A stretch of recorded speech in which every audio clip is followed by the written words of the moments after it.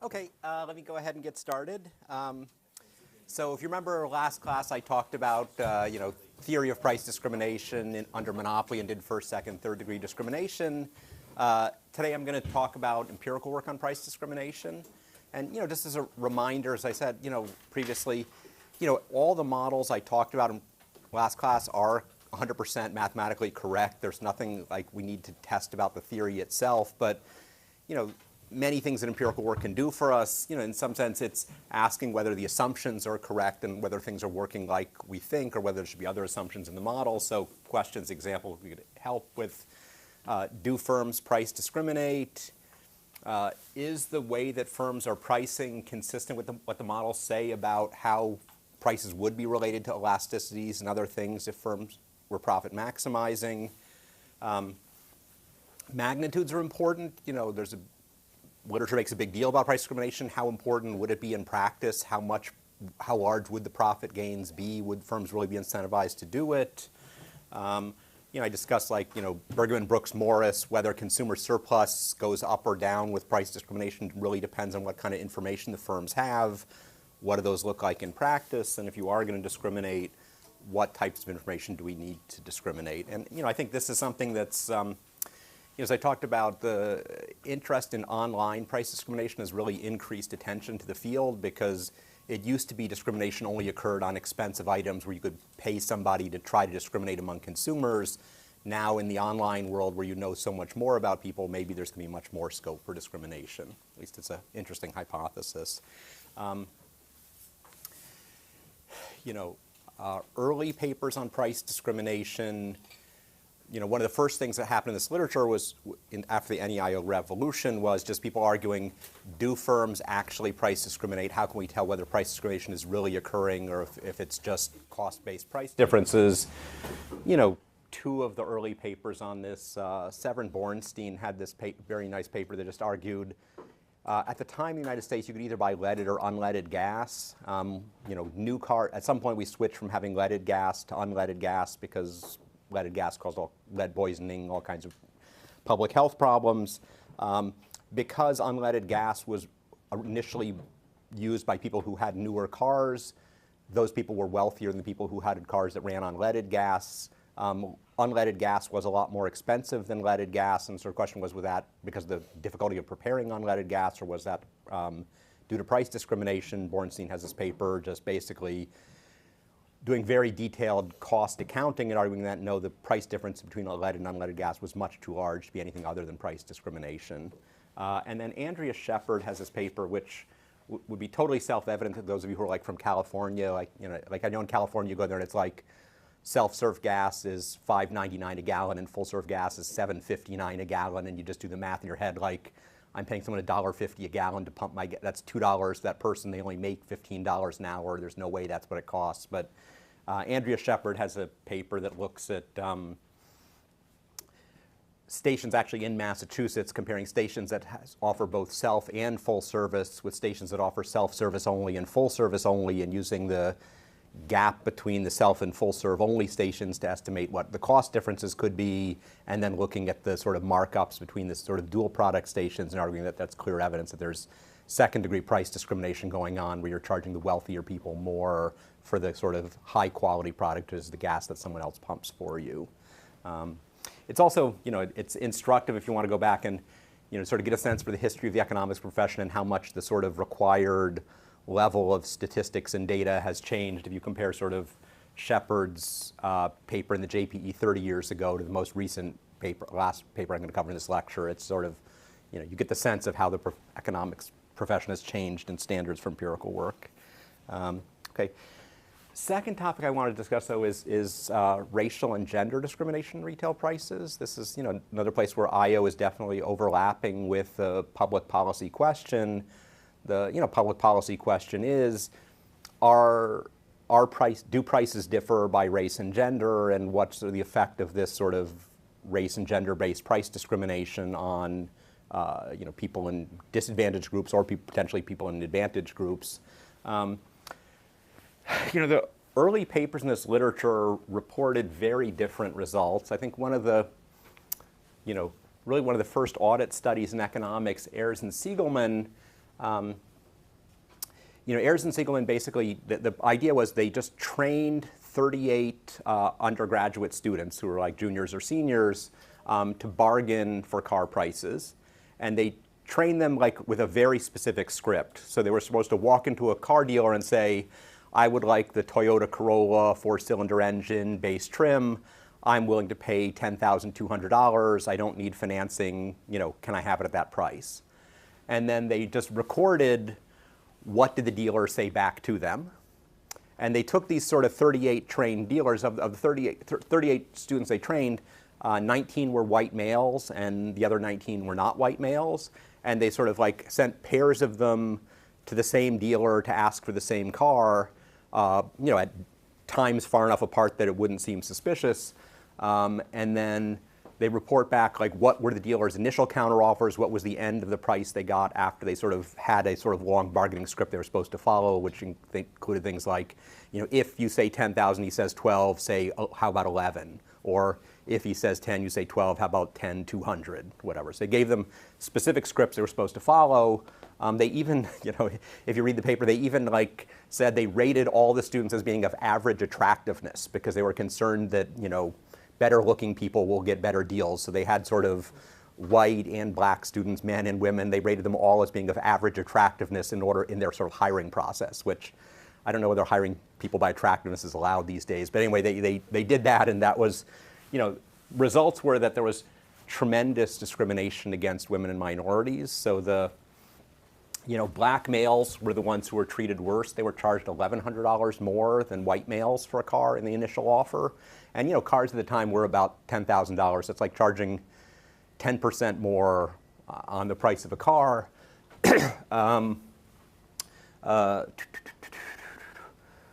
Black females were $410 more than white females. And I forget what the number is, but white females were also more than white males. So they reported there was this, substantial discrimination, 5 to 10% in the price of cars.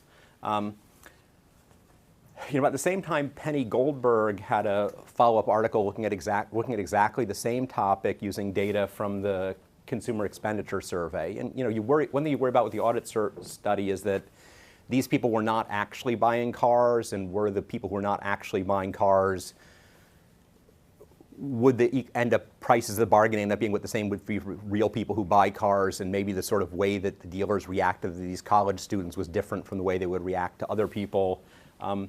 So Goldberg used car purchases from the Consumer Expenditure Survey and did this sort of same racial test, and she found no difference at all in prices paid for cars. Again, though, data limitation of Goldberg's paper was that the way Consumer Expenditure Survey is it's an annual survey, and that you go to people like me and say, Glenn, did you buy a car in the last year? And I would say yes. What kind of car is it? It's a Hyundai Kona SUV. And then what did you pay for it? And so you're relying on both people describing the car to you and their memory, 0 to 12 months later of what price did you pay for your car. If you ask me what I paid for my last car that I bought, I have no idea within several thousand. Like at the time, when I was bargaining for the car, I knew very well what I should pay for the car and what a good deal was or whatever. But 6 months later, do I have any recollection of what the numbers were? I would say I don't. But what Goldberg found was that there was no difference across racial groups. One other study about the same time, Katie Grady had a paper where she looked at purchases of fish at the New York Fulton Street Fish Market and looked at the same question. There, she did it by just going to the Fulton Street Fish Market, watching people buying fish and recording what price they agreed to buy the fish at. And she found that actually here discrimination against whites at the Fulton Street Fish Market, that Asians paid 7% less than whites for the same fish. But again, these are limited number of cars. Ayers and Siegelman, it's like 500 observations. Goldberg, it's not so many. It's more observations, but much more heterogeneity in the cars, and hard to know what the prices are. And Grady's, again, it's a limited sample. It's sort of what could one graduate student do hanging out at the New York Fish Market for a month? Okay, so first paper I wanted to cover was this one by Scott Morton, Zettelmeyer, Silverisso. Sort of multiple motivations. One of them is just to re-examine the earlier findings with much better data. And then besides wanting to ask the sort of applied question of is there racial and gender discrimination in car prices, it's a little bit of trying to sort of think about how would we think about this from an IO perspective. If IO says that people with different price elasticities are going to pay different prices, and do we see evidence that these price patterns look like they follow price elasticity in other models? And then the other motivation was look at this sort of shift from offline sales to online sales, and whether online sales are going to change whether we get discrimination, which you could imagine. You could imagine that in online sales, the dealers don't know the race and gender of the person buying the car, and therefore they quote different prices. Or you could also get the sort of signaling of things differs, signaling of knowledge and other things differs. So she's got the cartoon from the paper on the internet. Nobody knows you're a dog, and so dogs can do things different from what they can do in real life. Okay, this is early internet, so this is data from 1999 to 2000. AutoBytel was the leading online car purchasing site in 1999. The way AutoBytel worked was you would go to AutoBytel, you would fill out a form telling it, I want to buy a Toyota Corolla. And then AutoBytel would simply send your name and email address to one dealer, and that one dealer was supposed to quote you a good, fair price. So it was supposed to be a no-haggle experience. You just sort of say, I want a Toyota Corolla. They pass your name on to exactly one dealer, and that dealer emails you half an hour later and says, I could sell you that Corolla for $11,300. The nice thing about this paper, though, when you compare it to the earlier ones on discrimination, is, the data from autobytel.com, they have the complete AutoBytel database. So 2 million people sent in such requests to AutoBytel. They can sort of track whether each of those, what request dealer each of those requests was sent to. And then the more impressive data set, there's a firm called J.D. Power that gathers data from car dealers, and J.D. Power is basically, it's a data provider. They gather information from car dealers about the sales, and then they share that information with other car dealers who want to know what other car dealers are selling things for, and with the car manufacturers. And basically, the J.D. Power data it's a complete listing of all cars purchased in the United States from thousands of dealerships, and has a tremendous amount of information about those cars. So it's transaction level data. It has 671,000 car purchases from 3,562 dealerships. On every car, you not just get it's a Toyota Corolla, it's the Toyota Corolla LX with the 1.4 liter engine. Here are the 14 accessories on the window sticker that it had installed. It had the cup holder, it had this radio, it had, the sunroof, whatever all the accessories that are listed on the window sticker. It has the dealer cost of all of those accessories, so it knows that, if you go into the car dealer and the upgraded radio is $399, it knows that radio cost the dealer $127, and so it records all that. It also records the trade-in over allowance. People often are selling a car when they're buying a car, and you bring your old car and the dealer says, I'll give you $3,500 for your 9-year-old car. They actually record the dealer's notation of both how much the dealer paid for the car and what the dealer thought the car was actually worth. So the dealer puts in, I gave a $3,500 trade-in allowance for a car that was worth $3,750, or a car that was worth $2,850. So it's tremendous price dealer data compared to, what you got in Goldberg or whatever. It also contains, this is not privacy, this is, I'm sure they had to go a while through their IRB for this. The data set has the buyer's home address. It has the buyer's name. And based on having the buyer's name, they make guesses of the buyer's gender and whether the buyer is Latinx or Asian ethnicity. Okay. Anyway, and then the transaction data from AutoBytel has 2 million requests. Because the AutoBytel data also has the buyer's home address and name, they can match it to this data and see whether the person bought from the dealer AutoBytel sent them to, or whether the person bought a car from a different dealer later. So, initial analysis of this data is very, very simple. It's just a regression. They're just regressing the log of the price paid on demographics of the buyer and a set of controls X. The set of controls has car fixed effects, controls for the cost of all the included accessories. It's got month, region, weekend, end of month dummies, whole bunch of fixed effects. And the idea is that you can just pick up the demographic differences in prices from those demographic coefficients. Okay, and most of this is just playing off the J.D. Power data, not the AutoBytel data. Okay, what do they find? Well, they're getting much more precise estimates than previous papers because they have so much more data. And basically what these sort of data say is that there is discrimination in pricing, but that it's a lot smaller than Ayers and Siegelman had suggested discrimination might be in equilibrium. So examples, they don't know who is black, but they do know the percentage black in the census block group where you live, and they know whether the census block group where you live is primarily black. And they find that this suggests that those in black areas pay roughly 1.5% more than those living in white areas. Those in Hispanic areas pay like 1.1% more. All these coefficients circled, I don't know if it really helps. Those in Asian areas are paying 0.4% less. The Hispanic and Asian effects, you can also see them, the people who live in more heavily Hispanic, more heavily Asian census blocks pay less. Those who themselves have Asian-sounding names also pay less. And women pay more for cars. This one is small. Women pay 0.2% more for cars on average. In addition to these demographic differences, you also see differences. I guess given the 670,000 car sample, just about everything is significant. And so you get, for instance, those who live in more college-educated areas pay less. Those in areas with more homeowners pay less. So you get other.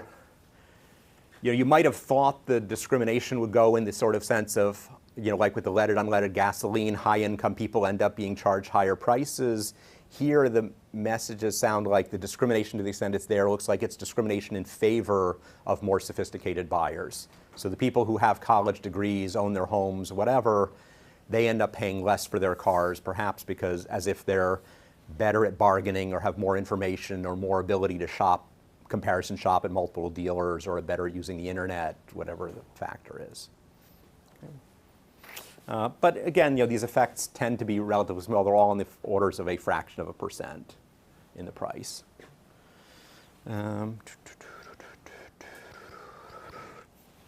Okay.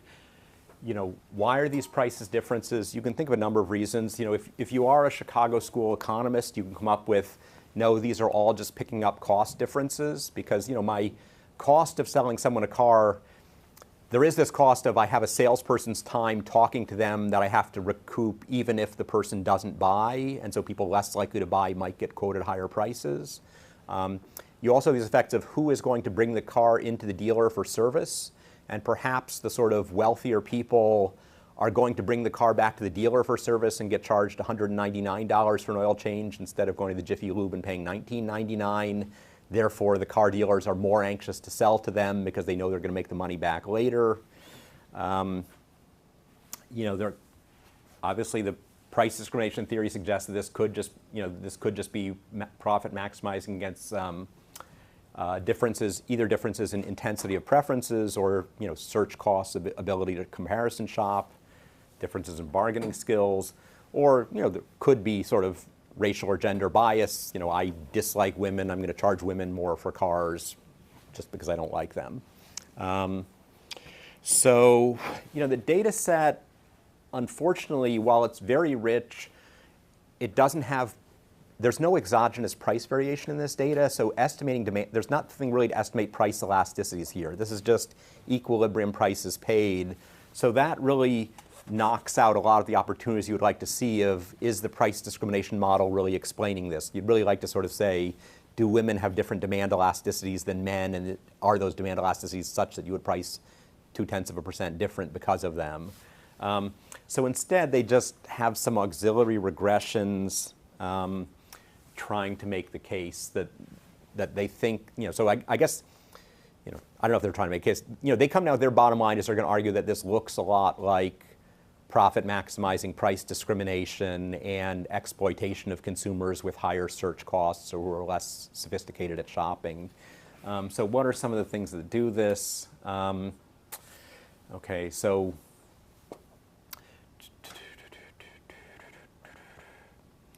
yeah, so for instance, the race and gender effects are only a little smaller in the sample that doesn't require financing.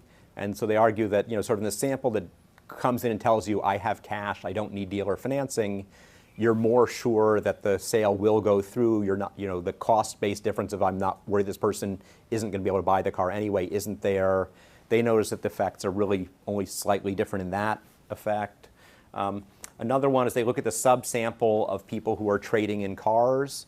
The subsample of people who are trading in cars, if someone is trading in a car, they have a car, and they ought to be just about as good at driving around to other dealers and doing comparison. They have this similar opportunities to drive in and do comparison shopping because they already own a car. And what they find is that in this restricting the sample to the people who already are trading in cars, the race and premiums are about half as big as they are in the full sample. And so they sort of say that suggests that the sort of differential ability to shop, perhaps because you don't have a car or less able to shop around, would be explaining at least half of the premium that they're finding to begin with. And obviously, I think from this comparison that the effect is only so big if you don't control for anything. They would sort of argue that, look, if it's down to 0.8 and 0.6 here, if we controlled for additional demographic variables, we would expect the gap to get even smaller. Okay. Questions on that? So, okay, then the final part of the paper is they also look at sort of people who bought the cars through AutoBytel, or people, and so the AutoBytel sample, the main sample they look for is people who shop through AutoBytel and buy from the dealer that AutoBytel assigns them to. Or I forget whether it was buy through that dealer or buy through, no, I guess it's eventually bought on AutoBytel.com the same car that they searched for, not a different. So they throw out people who search on AutoBytel for a Corolla and then buy a Honda Civic, but they keep anyone who searches on AutoBytel for a Corolla and buys a Corolla. What they find is that two main results here. Do I have arrows? I do not have arrows. One is the AutoBytel buyers pay less. They pay about 9/10 less than the people searching for car through traditional means. So this is again arguing something about either the AutoBytel company or sophistication of people using the internet. The fact that they're using an internet to buy a car and getting a price quote, they end up paying less for their cars. And then the interactions with the demographics, you'll see that the black coefficient here was 1.5%, but that AutoBytel times black is minus 1.2. Hispanic was 0.7 plus 0.5 is 1.2. You get a minus 2% for buying it online, so that it seems like the people buying through AutoBytel, the race and gender effects have largely been eliminated. And obviously, in many cases, the dealers are still going, at least the gender, the Asian, Hispanic things, that dealers are going to see the name of the person buying the car, so they would be able to discriminate based on those factors, but they appear not to in the AutoBytel data. Okay, and they argue that this, again, suggests that a lot of what we're seeing is discrimination against people who are less able to shop or less savvy at shopping.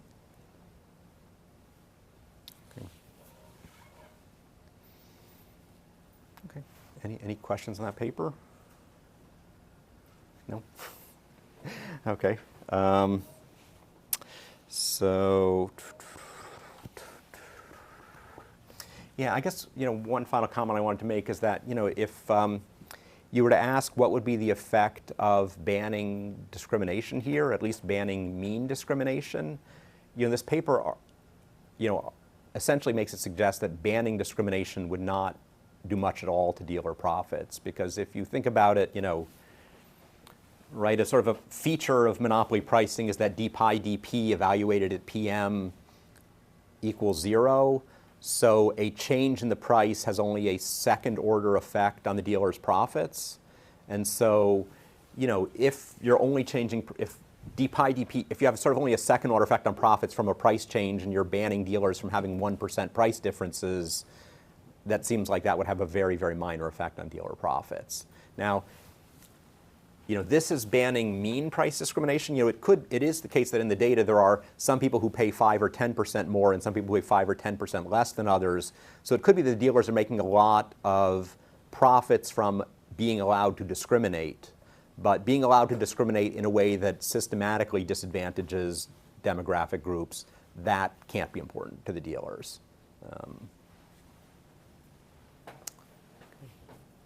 Questions?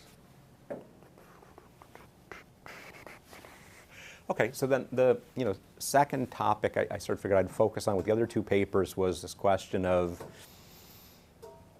how large are the gains from price discrimination online going to be, and what will that price discrimination do to consumer surplus and welfare? And again, as I said at the start of this lecture, in the previous time, we know that price discrimination is always good for firms because they always have the option not to do it. But there was that sort of, we had the, Bergman-Brooks-Morris triangle that said sort of, monopoly pricing is here, perfect price discrimination is here. If you allow firms to start price discriminating, we don't know whether you go this way or this way or this way. And this was consumer surplus on this axis, profit on this axis. You let firms start discriminating, you don't know, profits are going up, but you don't know whether consumer surplus is going up, is being flat, or is going down by enough to be below the 45-degree line and make social welfare go down. So in some sense, what these papers are trying to answer is which directions, how big are these arrows? Do profits move a lot or do profits move a little? And in what direction does the sort of consumer surplus change when the profits are changing? So first, I'm going to cover the paper, written by someone who was a graduate student at the time using graduate student accessible data.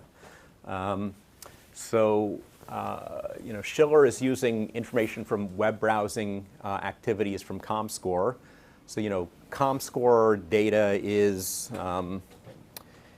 it's not free, but it's purchasable. You can access, he accessed it through Wharton Research Data Services.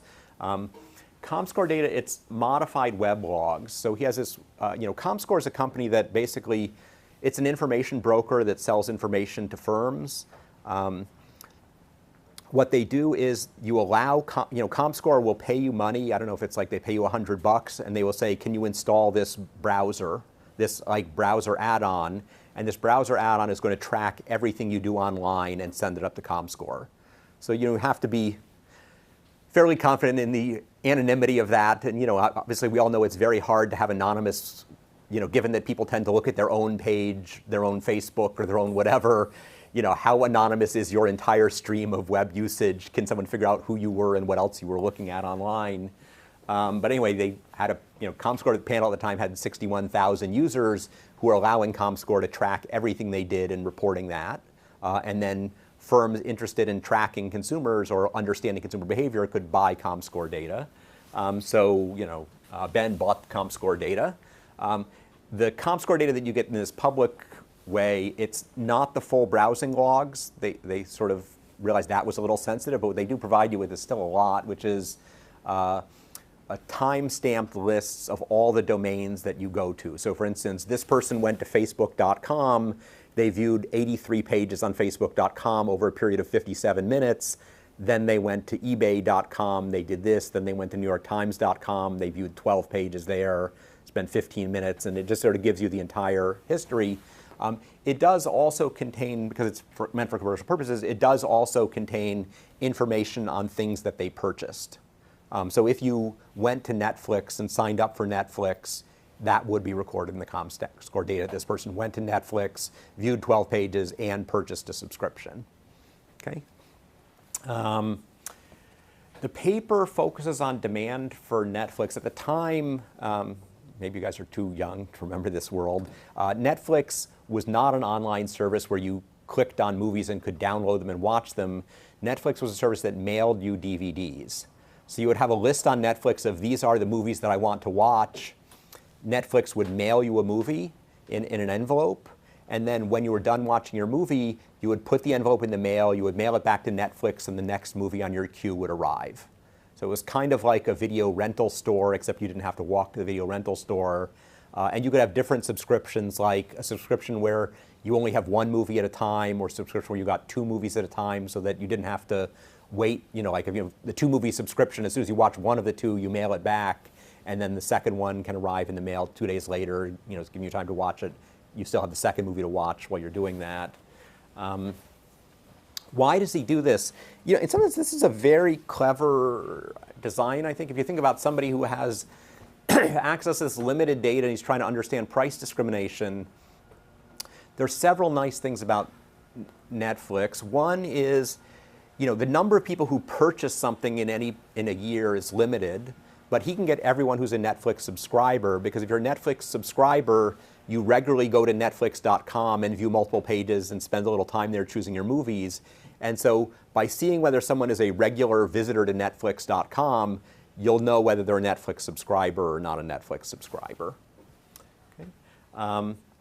You can reasonably treat Netflix as a monopolist. Blockbuster Video also had a DVD by mail program, but Netflix had a dominant market share, and you could sort of think of them as monopoly pricing.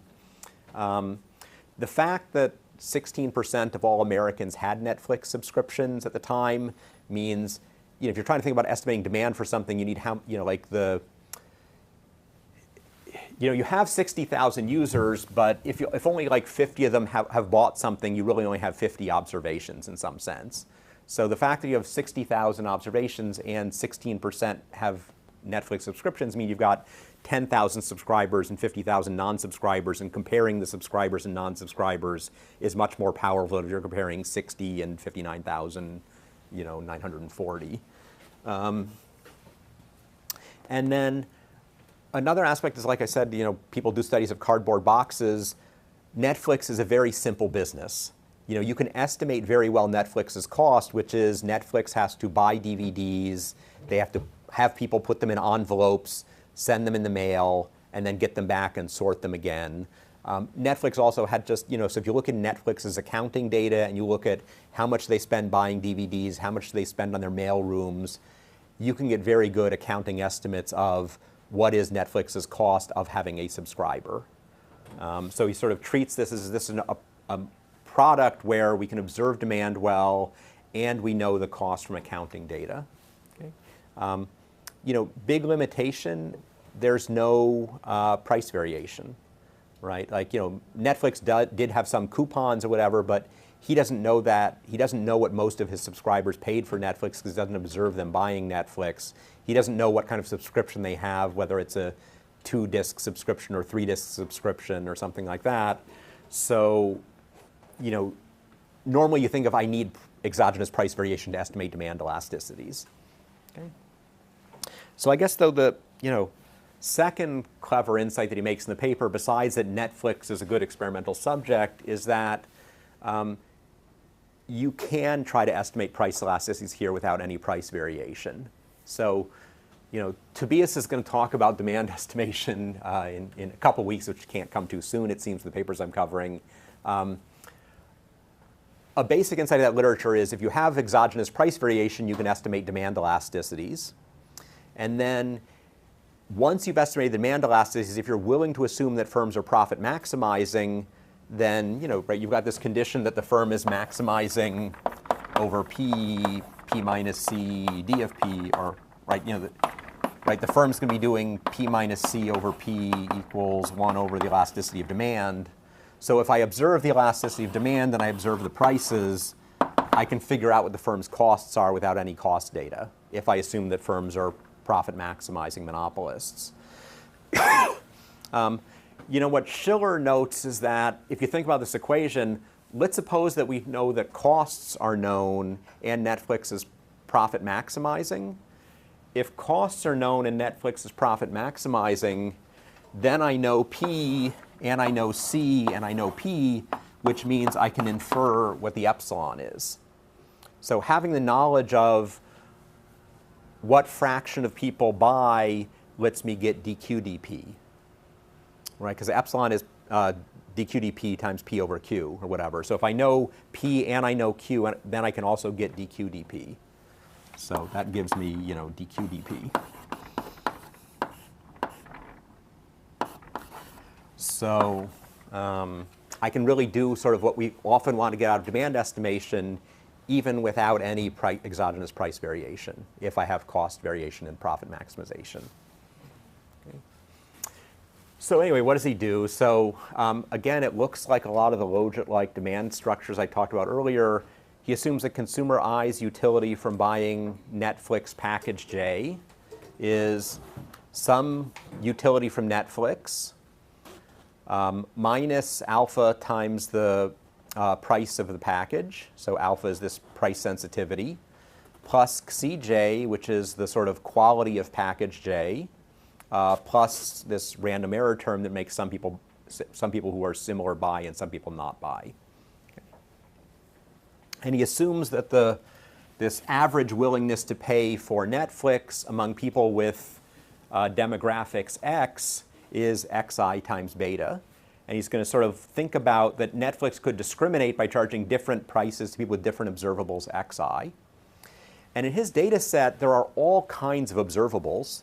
So he has 18 demographic variables, 15 variables that relate to the quantity and timing of when you are on the internet, but then he puts in 4,600 other variables, recording things like how much time do you spend on MicrosoftNetwork.com, how much time do you spend in the New York Times, how much time do you spend on Gamefly, how much time do you spend on many other websites. And so he sort of basically takes the time spent on the 4,600 most popular websites as a 4,600 dimensional description of you. Okay. And then, in his model, there's only a single alpha. So dq/dp is the same for, or well, not dq/dp, but dutility/dp is the same for everybody.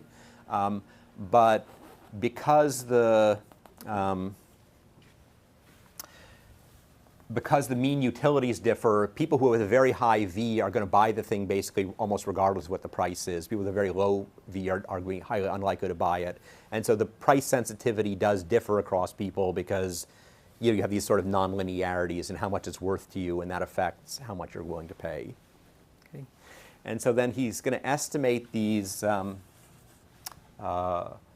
parameters. He's going to estimate the beta parameters via sort of a Lasso-like maximum likelihood estimation. Do people here know what Lasso models are? Okay, so Lasso model, you're used to seeing simple regression. How does OLS regression work? I'm just trying to maximize the sum of yi minus beta xi squared. And this is my OLS estimator of beta. I minimize over beta y minus x beta squared. Okay. The Lasso model is, suppose you have, and something you're taught in undergraduate econometrics is if I'm going to do this, I need to have many fewer x's than I have observations. And so, I need the sort of, if the number of variables is n and the number of observations is t, I need n small relative to t. I need, t going to infinity relative to the number of right-hand side variables in order to estimate this equation. What econometricians or computer scientists and econometricians have noticed is that you don't actually need that to estimate a regression if you're willing to make the assumption that most of the betas are 0. And if you're willing to make the assumption is you have a regression where you have many, many right-hand side variables, most of the betas are 0. The only thing is you don't know which ones are 0. Then what you can do is instead minimize over beta the sum across observations I, yi minus xi beta squared, and then subtract off the sum over all j of lambda j. Actually, I want to do this minus lambda, the sum over j, absolute value beta j. So if I'm using I to index people, j to index variables in the equation. So if I instead minimize an objective function like this, where I'm minimizing the sum of squared residuals minus the sum of the absolute values of the coefficients. And because you're minimizing the sum of the absolute value of the coefficients, it's like putting a penalty function that looks like this if you use a non-zero beta j. And so anything where the beta j looks like it has a very, very small effect, you minimize a function like this with a kink by just setting beta j equal to 0. And so what you do in a lasso model is you estimate a regression like this, and you put in these penalty functions, and you put those penalty functions in a way that sets most of the coefficients equal to 0, and that is sort of asymptotically a valid estimate under some set of assumptions about how fast the number of non-zero coefficients increases with t. Okay? So he's doing something very much like that in maximum likelihood estimation, where what he's doing is he's maximizing, like the sum of the likelihood of yi given xi, and then also subtracting lambda times the sum of the absolute value of the beta j's. So he's doing like a maximum likelihood version of that, where you're maximizing the sum of the log likelihoods and subtracting this penalty function for every non-zero coefficient. Okay, and so what his model does in practice, I'm a little surprised at how many variables he keeps, but roughly he keeps 900 of the right-hand side variables in the equation, but then it's as if the other 3,700 variables get dropped from the equation because the beta estimates are so small that you just set them to 0. Okay. Just to give a sense of what his data looks like, the demographics are things like the age of the people is the oldest person in the household, 21 to 24, 25 to 29, 30 to 34. He's got race in there. He's got income in there. And then the browsing habits, he's got things of like, what fraction of your internet use is midnight to 6 a.m., what fraction is 6 a.m. to 9 a.m., what fraction is 6 p.m. to midnight, how much do you use the internet on Monday, Tuesday, Wednesday, Thursday, Friday, Saturday. So he has this set of sort of minimal demographics on people, although more than you would often see. At least he does have some set of income brackets, and then he's got all of your 4,600 website visits, and the results come out that like the most powerful predictor of whether you're going to subscribe to Netflix is whether you're a frequent visitor to Gamefly.com. I don't know if Gamefly still exists. Gamefly was a company like Netflix, but that mailed you video game CD-ROMs. So you would just have a CD-ROM subscription to Gamefly. You're playing Call of Duty 3. You get tired of it. You mail it back to them. They send you the next video game on your list. You play that for a month. You send it back. They send you the next one on your list. But anyway, so subscription to Gamefly.com was the most powerful positive predictor. The most powerful negative predictor of having a Netflix subscription was, Amiibo.jp, some kind of Japanese blogging site. People, I guess, who visit Japanese blogging sites don't do a lot of watching Netflix movies. I don't know. People who visit audible.com and rent music also tend to rent DVDs. People who do things like visit Jacksonville.com, they don't watch a lot of Netflix. You get the sense it's sort of, obviously he has the age in there, but it's, there are people who sort of sit around and read local news on the internet and people who watch entertainment. And it is a, it's a, I don't know, right? I sort of find this interesting that yes, like once you think about it, yes, many of these things make sense if I'm trying to predict whether someone is likely to buy Netflix or not. There's a tremendous amount of information in their website, and their people are very, very different, and it could be revealed through these many different channels simultaneously. Okay, what does he find? First finding here is that,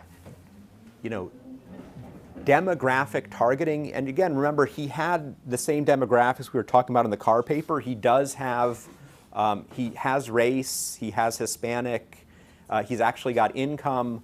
All of those things, he says, are basically useless for pricing Netflix.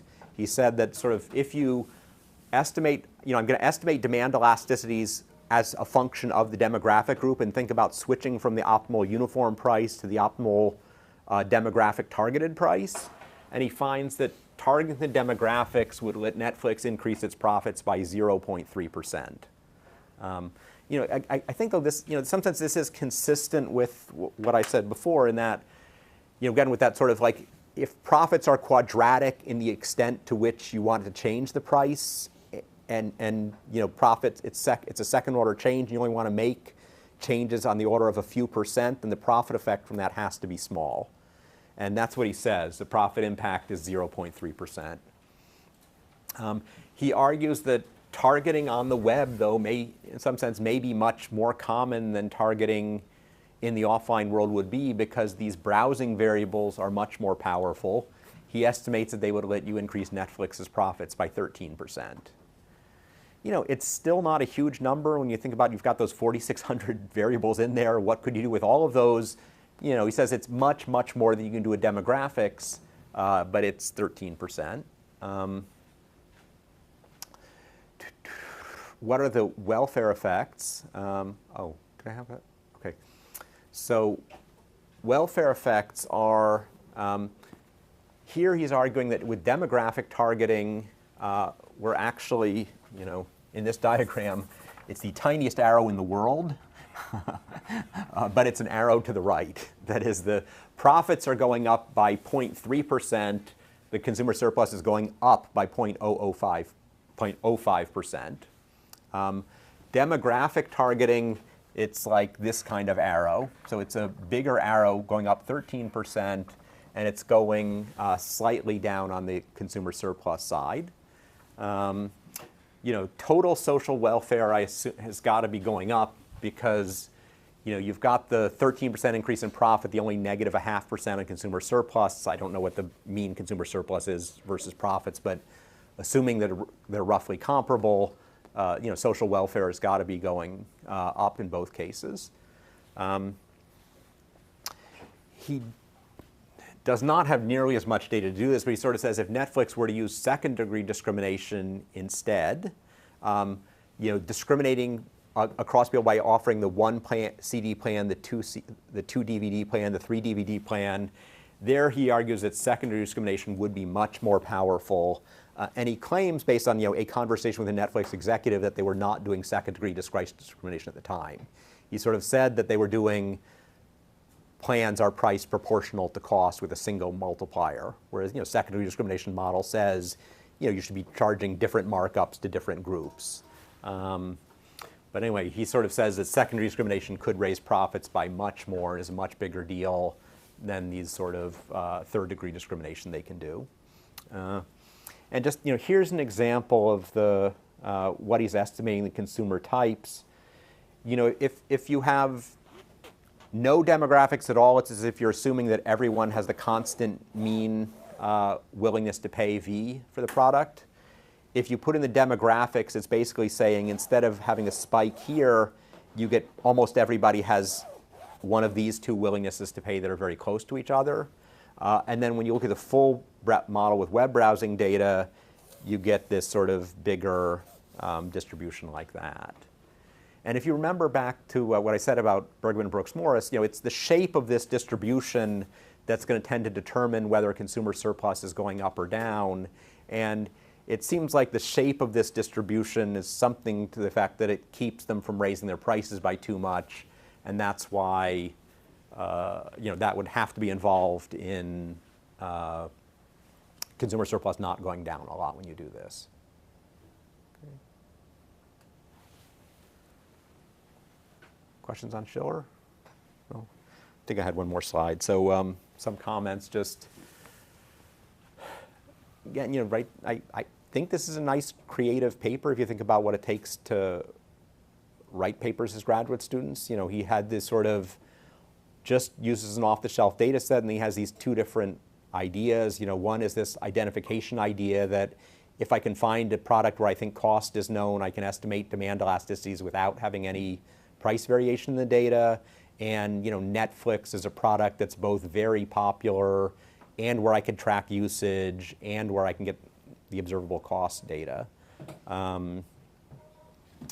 He also has this other nice observation where I can sort of do this comparison of demographic price discrimination versus web browsing price discrimination.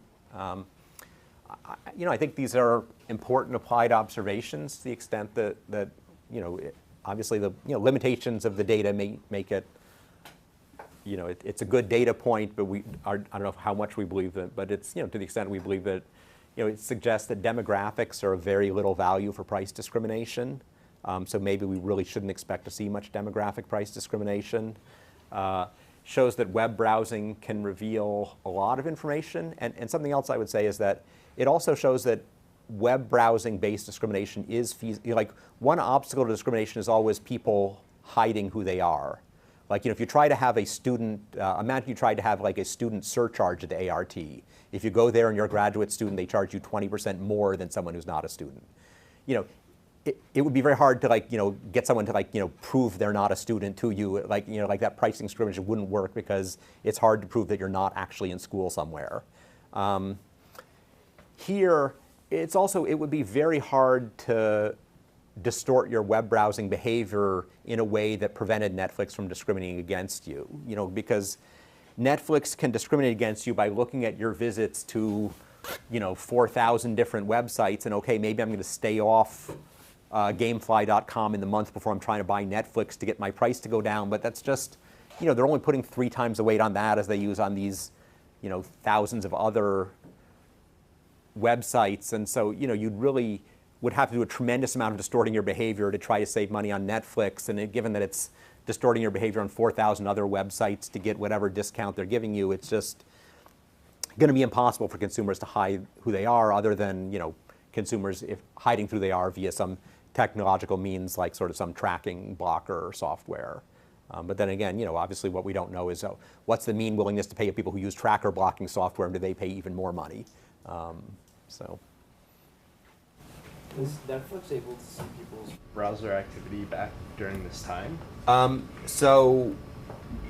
Yeah. Obviously there are many data brokers out there who stick cookies on your computer when you visit websites, and Netflix could have made agreements with some of these firms to buy their data and get the tracking data from you. I think in 2006, we know Netflix was, they're just basically doing $6.99 if you want one DVD, $8.99. They weren't doing any discrimination whatsoever.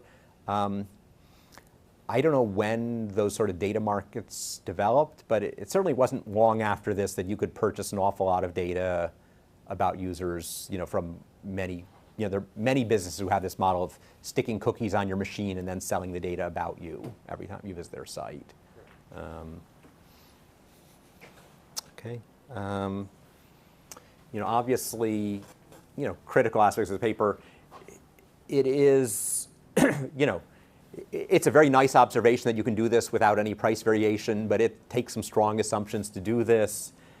I really would like to have, he's got, he had sort of VI minus alpha PJ plus CJ plus epsilon IJ. He's got the VI is XI beta. You would really like to have the alpha also be XI times gamma. You would really like to be able to get at variation in the alphas separate from the variation in the V's, and maybe you would also like, a coefficient here too, XI times eta times the CJ. That do people also, does their valuation for high quality versus low quality also differ with their demographics? So, you've just got limited things that you can do. And another thing we have is that, what are the properties of this utility function? If you remember, I said with linear demand curves, we know that price discrimination is always bad for welfare. And so, does this model with variation in V's, does it have properties that make it so that the consumer surplus doesn't go down much? Or is that something that he's estimated, or is that something he's assumed? I don't know so much about the properties of this demand system, but in some sense you'd like to sort of try to get at what are the properties of the demand system that can do that or not. Okay. Questions? Okay, so then the final paper I was going to talk about today, Dubey and Misra, it's an example. This is sort of very high quality data set, very high quality econometrics.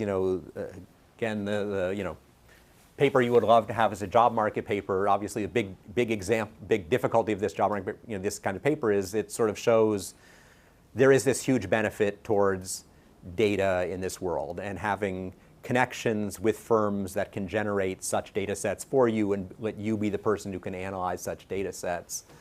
So the particular application is, I don't know if people have heard of, this is, we are back in the modern world now. So this is ZipRecruiter. ZipRecruiter is an employment website. If you're a small firm or a big firm and you want to hire employees, you can sort of sign up for an account with ZipRecruiter and then ask ZipRecruiter to send you resumes of people who have signed up on ZipRecruiter saying, I would like to be a software engineer, I have these qualifications. You can have ZipRecruiter send you resumes of people who meet your, who are currently looking for jobs, who meet the description for your job. The way ZipRecruiter works is it's free to use for job searchers. If you're a job searcher, you can just post your resume on ZipRecruiter.com for free. But then the firms who are looking to hire people have to pay a monthly fee to be on ZipRecruiter. The paper is dealing with small employers. The small firms are firms that had 50 or fewer employees, reported they were going to search for fewer than 1 to 3 employees in the near future. And what ZipRecruiter would do with such new firms when they sign up is charge them a $99 a month subscription fee. And so you can sign up to ZipRecruiter, you pay $99 a month, and then they, you sort of post the job that you want to get, and they send you a bunch of resumes that match it, and then you can try to interview or whatever, look over those resumes. This paper, they had internal access to ZipRecruiter, and actually both ZipRecruiter was willing to run experiments for them. You get the sense of, like, this is in some sense a joint research consulting kind of relationship with ZipRecruiter, where they get ZipRecruiter to let them run experiments on ZipRecruiter's pricing, and then they report the results back to ZipRecruiter, because ZipRecruiter was interested in the question of what price should we be charging? Should we be discriminating against firms and charging some firms more than we're charging other firms, and can we make more money that way? So the way it worked is they had this experiment where, if you go to ZipRecruiter as on the firm side, you can't just sign up. You have to enter in information about your firm. So what are the things about the firm you have to enter? One, I guess not here, is the number of employees that like this sort of basic, to get into the bucket at all, you had to be the under 50 employees and looking for hire 1 to 3 people. And then you have lots of features of the jobs, like where is the job going to be located, what type of company are you, how many people do you need to hire, does the job provide benefits, do you need to have a resume, does it provide mental benefits, dental benefits? There's what category does the job fall in? Is it an administrative job, a technical job, a programming job, whatever? It's fairly minimal evidence from a menu, but you've got to do all this before ZipRecruiter will tell you what the price is. And obviously, if you told ZipRecruiter, I'm a 50,000 person firm, I'm going to hire hundreds of people a month, they were already discriminating based on that information. They would sort of say, if you want to hire, if you're a 10,000 person, you're MIT, you've got 15,000 employees, you're going to use ZipRecruiter to hire 1,000 people a year, you'll get charged many, many thousands of dollars a month, not $99 a month. But what they did was in the experiment was, they had a month-long experiment where when you signed up, if you answered everything that put you in the low category, the under 50 employee category, they randomized what they told you the monthly price was going to be, and they did it, 99 was the price they were currently charging, but then in the randomized sample, some people were charged 19, 39, 59, 79, going all the way up to $3.99 a month. So they have this explicitly randomized experiment, and an explicitly randomized experiment where they can think about discriminating based on sort of the 133 features they get out of this. What are the 133 features? Like, you get a whole bunch of them out of state dummies. So you get 50 state dummies and some Canadian province dummies. You do get sort of job categories. You get benefits, yes or no. Some of these are binary, some are not. Anyway, they had 133, quote, features they could then think about discriminating versus. Okay. So the experiment, it's a big experiment. I think the experiment was everyone who came to ZipRecruiter that month, but that's still a sample of just 7,867 firms.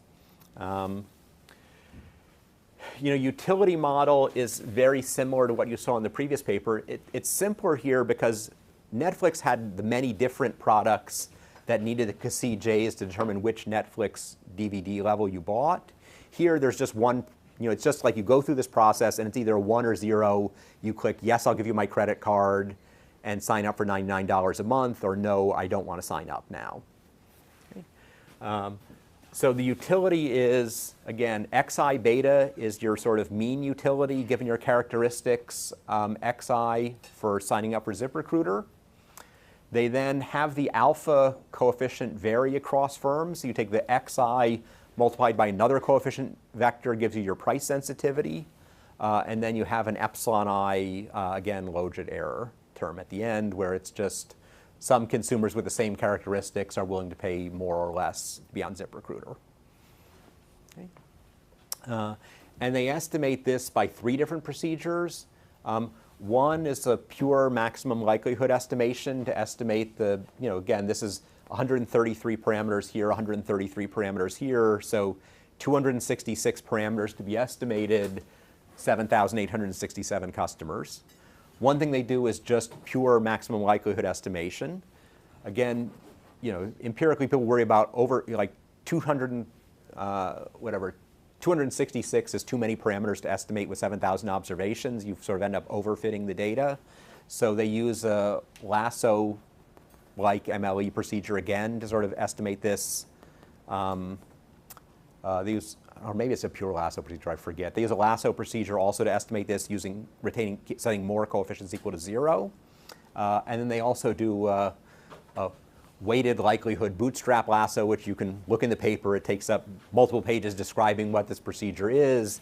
The weighted likelihood bootstrap procedure, the lasso model essentially sets some number of coefficients equal to 0, and all the inference on it is based on assuming those are all 0, and then what's the uncertainty in estimating the rest of the coefficients.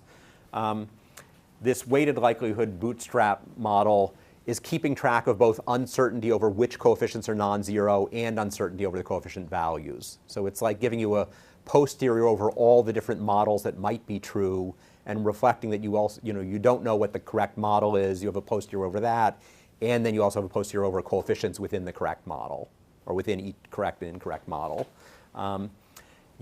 Typical way these things are done, you have a sort of a held out sample, you sort of estimate the model on 90% of the data and then see how well it predicts on the other 10% of the data. And they say that from that validation kind of exercise, they find that the weighted likelihood bootstrap estimates are the best estimates relative to the other two. That is, they do the maximum likelihood always fits the data best on the in-sample part, but then when you go to the out-sample data, this one is doing a better job predicting the out-of-sample data than are the MLE estimates. So that's what they recommend.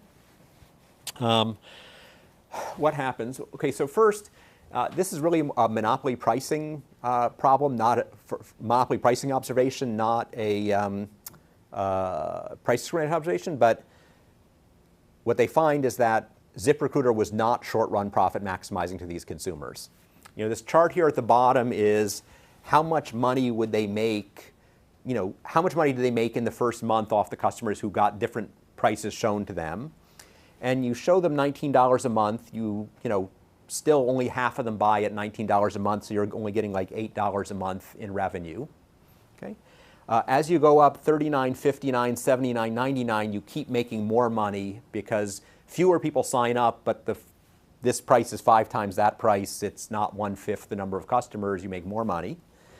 But then you go to the right of where ZipRecruiter was at the time to 159, 199 to 249, and it looks like the profits just keep marching up.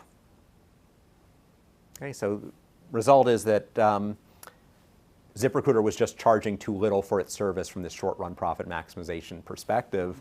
And the standard error bars are, they're not insignificant on each of these, but clearly if you're fitting a curve through that, it looks like it goes like this, and profits are maximized up here somewhere. Okay. So anyway, they estimate the optimal price would be $327 a month, not $99 a month. Anyway, so that's a monopoly. Test of monopoly pricing is that ZipRecruiter is not static monopoly pricing before this experiment is run. Incidentally, one of the postscripts of the paper is that seeing these results, ZipRecruiter switched to $249 a month. So then maybe short-run profit maximization model does work once you've hired consultants from Chicago Business School. So second observation is there's substantial heterogeneity both in price sensitivity and in the consumer surplus. So as I said, right, they've got heterogeneity both in the V's and in the alphas. And the paper says there's a lot of both. So this is the fitted price coefficient, the sort of what I was calling the xi times theta alpha, the thing that the predicted price coefficient here. And you can see, on an absolute scale, this is 0.02, so this is like 0. So, this thing is double the price sensitivity of this. There's just a great deal of heterogeneity in that price coefficient. So there's substantial number of people who are, it's around 0.3. There's a lot who it's around 0.6. There's a lot of difference in what that price coefficient seems to be. And again, this exogenous variation in price means we can estimate these things pretty well. What is the sort of heterogeneity and how much consumer surplus those who are purchasing are getting? Again, their estimate is that there's this big upper tail of values, and that some people are getting very little surplus and are on the margin to buying and not, but most people are getting at least $50 worth of surplus, and then there's this thick, fat tail of people getting very high consumer surplus from this product. So they're estimating that there's a tremendous amount of consumer surplus, where consumer means firm, but firm surplus from using ZipRecruiter at the time. Okay. How much surplus is there? Well, they estimate that if you look at what optimal personalized prices would be, the optimal personalized prices would range from $126 to $6,292 a month. The 126 is noteworthy because they were only charging 99. So this would say even if someone has all of the attributes that make you think they're the most price-sensitive consumer with the lowest value, what would you charge? The answer is 126. 62.92, it's a little heroic there because they didn't experiment with any price above $3.99. So having an experiment where the maximum price is $3.99, and then you say, oh, okay, given that experiment, $6,000 is what you should charge that guy. Obviously, you've got all kinds of functional form assumptions for what happens out of sample, and is that price really correct? So I think, in fact, when they, say things, one thing they do say is, the mean price would only be $277, whereas it's $327 with a uniform price. So the skew is such that you do charge a lot of people low prices. And even with the 6,000s mixed in, you do a lower mean price with discriminating than you do without discriminating. And I think more reasonable treatment of this data is, let's look at, suppose we look at the personalized prices and just cap them all at $4.99. And when they actually, ZipRecruiter sort of said that to them, is that like, we're not going above $4.99 no matter what you say. So they have this counterfactual, let's suppose they discriminated, but they let prices go up to $4.99 based on this prediction. The model estimates were that discriminating would increase profits by 8.2% relative to the $327 price. So if you discriminate, that's the magnitude of discrimination. So obviously it's much bigger than Shiller's number, but I think of it as still relatively small. What would the optimal personalized prices do? The optimal personalized prices are the ones that include the 6,000 numbers in them. they said the optimal personalized prices would reduce consumer surplus by about 25% and would reduce social welfare relative to the uniform pricing. Why is that? Well, one thing summary statistically report is under these sort of discriminatory prices, even though the mean is 277 instead of 327, demand goes down. And the reason is, right, they're taking all of these sort of super high value people and monopoly pricing against them. And like, as I said, right, when you do monopoly pricing, no matter how high demand is, monopoly pricing, you're always sort of in some sense selling half the consumers. And so if there are all these high value people out there willing to pay thousands of dollars a month and you still only sell to half of them, there's a huge amount of deadweight loss that comes from not selling to like taking every one of those really high value populations and not selling to a lot of people in those. Okay. So anyway, the estimate is that consumer surplus goes down by 25% here, and so total social welfare has gone down. Again, right. Profits only go up by 8, consumer surplus goes down by 25, and then how big was consumer surplus relative to profits? What looks like consumer surplus was actually quite big relative to profits. Okay, it's a nice paper in that, right? They actually include my Bergman, Brooks, Morris triangle themselves, so I don't have to draw it in the arrow. So here's what they sort of say personalization does. So personalization takes you from here, and it's headed in that direction. Okay, so it's going in the direction where you're really getting only like if this is the gap in their, they've done this for their data, so this is the gap between uninformed monopoly prices and what they think would happen with first-degree price discrimination. And so first-degree price discrimination, you make a huge increase in profits. You're only getting a little bit off the floor by doing this personalization with the 133 variables, and you're getting it in this arrow that's going very much horizontally, is their claim, that consumer surplus is just going down rapidly and profits is only going up a little in this application. So in some sense, this is one where this is it's a positive and negative message from social perspective. One is that it's saying socially, price discrimination is really bad in this application. It's destroying an awful lot of social surplus just to raise a tiny bit of profit. But then the positive counterpoint to that is that given the profit gain is so little, maybe the firm wouldn't even bother to do it because it's only an 8% increase in profits. And what are the other downsides of doing it? Are you going to sort of pay the consultants to do this and take whatever political pressure, bad news you might get or whatever to do it? And in fact, follow-up experiment is ZipRecruiter, in fact, seeing these results, did not do it. ZipRecruiter said, thank you very much. Good to know where prices are too low. We'll start charging $249. And then actually a very nice part of the paper is that ZipRecruiter then let them come in and do a follow-on study judging, okay, right, you have all these very out-of-sample predictions of what things would do. Let's see you discriminate in practice. Again, a held-out sample. So they use experiment number 1 to predict, to find the sort of beta hat, theta alpha hat. And then that lets them sort of get what is PI hat for every consumer I. Let's see how well does your price discrimination scheme work, reflecting the fact that there is estimation error in these things and you're trying it some number of months later. Does your model still tell us who's price sensitive or whatever? But so anyway, they ran a second experiment. In the second experiment, $249 had been the standard price before the experiment was run. They experimented with 25% of the subjects going back to the $99 price, 25% keeping the $249 price, and then 50% of the sample being on the personalized prices that varied from $129 up to $499. They rounded everything to a nearest 9. And what you find is that, really it's impressive in showing that their model is pretty accurately predicting what would happen under these 3 policies. So what their prediction was that the mean probability of signing up would be 26% in the $99 group, 15% in the $249 group, and only 14% in the personalized group, where they're sort of charging high prices to some of these high-value populations.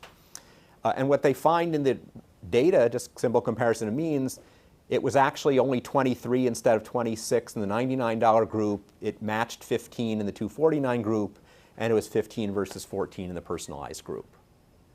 If you look at the revenue predictions, they were predicting the revenues would be, per consumer, would be 25, 38, 41. It's 22, 38, 41 and a half. So, I think this experiment gives you a lot of confidence that, at least in the short run, yes, price discrimination would raise ZipRecruiter's profits by 8% using this feasible price discrimination scheme. And obviously, ZipRecruiter, I believe, having seen the results of this, still just stuck with the $249 price and didn't sort of go ahead and change and adopt this change to sort of try to get that 8% out of people. Okay, some comments. Again, benefits of working collaboratively with firms is just huge here. That, right, it's very nice that Schiller could be clever and think about his identification ability and the ability to do this without any price data, but, price variation is good. So obviously, can you walk into ZipRecruiter and get them to run this experiment for you? Probably not, but if you have friends who have internet startups that are still small enough they would rather hire a graduate student than some Chicago Business School marketing professors to do their experiments for them, finding those opportunities to get data sets like this and let someone run experiments is, and often actually, you can go to, MIT alums or people who work at, not quite so fancy companies may help out, right? Wayfair is in Boston. Maybe you have a friend who works at Wayfair. They can get you an introduction to their data science team. Could run experiments through firms like that. I have to say that segmentation analysis here, they make that sort of second experiment really shows you that this sort of weighted likelihood bootstrap lasso thing that they're doing seems like that is doing a good job of segmenting the consumers and predicting their demands, and at least, they don't give you so much sense of like, are the price elasticities estimated from the new data the same as they would be from the old data, but at least it looks like this is a very good method for segmenting people, and if you wanted to think about doing another study. I think of the applied results as being similar to Schiller's, and that demographics are just they have more demographics than Schiller did. They're using 133 features, whereas he was using 33 features. They're getting more powerful results, maybe as a sense of having done the demand estimation better, but it's still not all that big. Another concern, as I said, going back to Schiller's paper is, it's a very nice study, but it is got this maintained assumptions that people have these logit demands with the logit demand errors, and it's only heterogeneity in this coefficient and this coefficient. Again, we would like to know more about to what extent are these predictions of the model versus results estimated from the model. I mean, I think it's nice as an empirical result that Schiller was finding this, and Dubé and Misra find this, makes you think that maybe this model is fairly flexible in which direction those arrows could end up pointing. But it would be nice to know more about that. One other thing that's important is maybe this is more of a practical consulting point than a paper, but these experiments only identify short-run individual effects. They have a bit in the paper where they look at, do people persist on ZipRecruiter for more than this, the sign-up month, if you charge them $249 instead of $99. But there are all kinds of things that these estimates are never going to, these sort of like what we call A/B testing in models like this are going to not tell you, which is like, what are the general equilibrium or systemic effects? Like, is there a word-of-mouth customer acquisition effect where someone signs up for ZipRecruiter at $99, they're satisfied with ZipRecruiter, they recommend ZipRecruiter to someone else, whereas the $249 people are signing up for ZipRecruiter, but they're not telling their friends to sign up for it?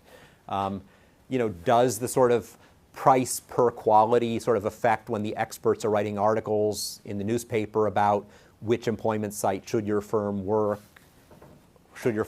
with? Is there some possibility there will be popular outrage? Also, we've dropped the number of firms here. It was like, 23% going down to 15% using the site. In some sense, that means there are 1/3 fewer jobs on the site from small new employers. 1/3 fewer jobs is going to mean fewer resumes posted to the site. Fewer resumes posted to the site. Is the thing less valuable to employers? Is there a sort of a, spiral down where sort of fewer people sign up for it, therefore fewer people use the site? Thinking about it, we're also, I think Jean is going to do in a few weeks, sort of two-sided market models, but this is a two-sided market model where you shouldn't be doing the one-sided monopoly pricing. You should think about, we're setting our price, it's a multi-product thing, right? My price to firms and price to consumers. My price to consumers is fixed at 0, but I still want more of them to be there to make it more valuable for the firms. I should be thinking that multi-side thing into effect. And actually, final thing is, this is a feature from several years ago where, Jeff Bezos back, in the early days of Amazon appeared to be price discriminating against consumers and charging different people different amounts.